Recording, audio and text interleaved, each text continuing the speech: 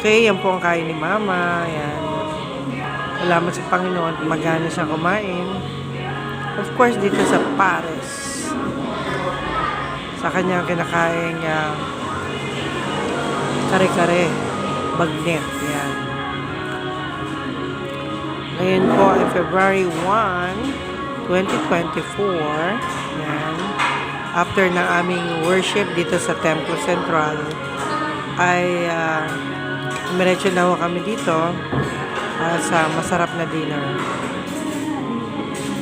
Bilang pagpapasalamat sa Panginoon dahil kami po ay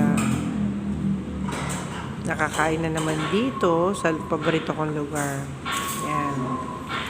Dito sa Canto, Paris, right here in Fairview, Quezon City.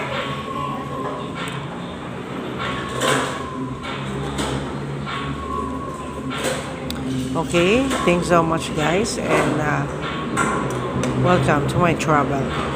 Ako po si Juvie de Guzman.